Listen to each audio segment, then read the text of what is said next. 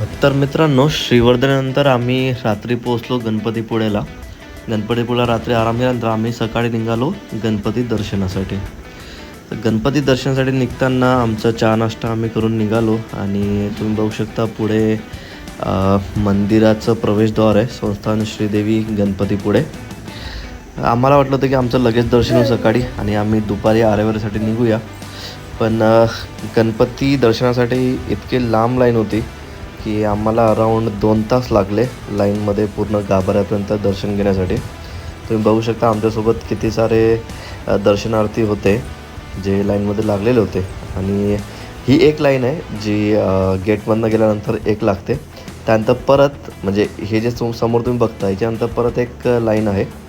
तर इथे आम्ही आता जवळपास पोहोचलो आहे मंदिराच्या गाभाऱ्यापर्यंत. तुम्ही बघू शकता इथून मंदिर तुम्हाला डायरेक्ट दिसेल आणि हा आणि त्याच्यासमोरचा समुद्रकिनारा पण आपल्याला दिसतो.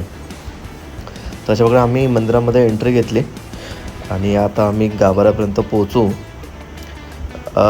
ही जी मूर्ती आहे ही स्वयंभू मूर्ती म्हणल्या जाते, कारण अराऊंड 1600 वर्षापूर्वी नैसर्गिकरित्या ही मूर्ती तयार झाली होती.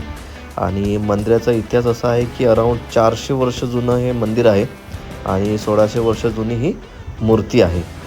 आणि या मंदिराचं खासियत म्हणजे ही पश्चिम दिशेला मूर्तीचं तोंड आहे. तर याला पश्चिम देवता असं पण म्हणतात, जे आम्ही हिस्ट्री जी वाचली आहे मंदिराची त्या हिशोबाने. आणि हे एकच असं मंदिर आहे की जिथे गणपतीची मूर्ती ही पश्चिम दिशेला तोंड करून आहे. बाकी तुम्ही बघू शकाल की मॅक्झिमम टाईम ही मूर्तीचं तोंड जे आहे ती पूर्व दिशेला असते. तर अशा प्रकारे आमचं दर्शन झालं होतं. दर्शनाला आम्हाला टोटल 2 तास 2.5 तास काहीतरी लागलेले.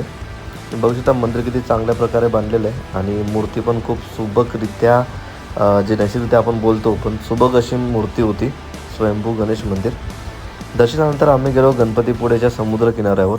तुम्ही बघू शकता खूप चांगला समुद्रकिनारा होता आणि इथे तुम्हाला जे वॉटर स्पोर्ट्स आहेत ते पण तुम्ही करू शकता. जेटस्की होती, सोबतच ज्या बनाना राईड्स असतात त्या पण इथे अवेलेबल होत्या.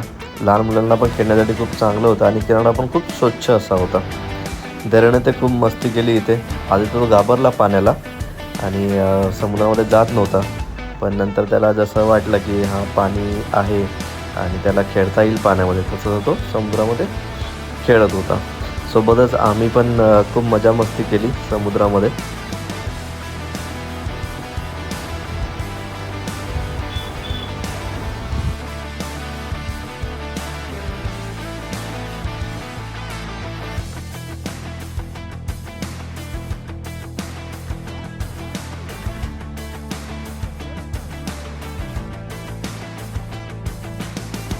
समुद्र किनाऱ्यावर खेळून झाल्यानंतर आता आम्ही जाणार आहोत आरेवारे बीचकडे आणि तिथून आम्ही जाणार आहोत रत्नागिरीला.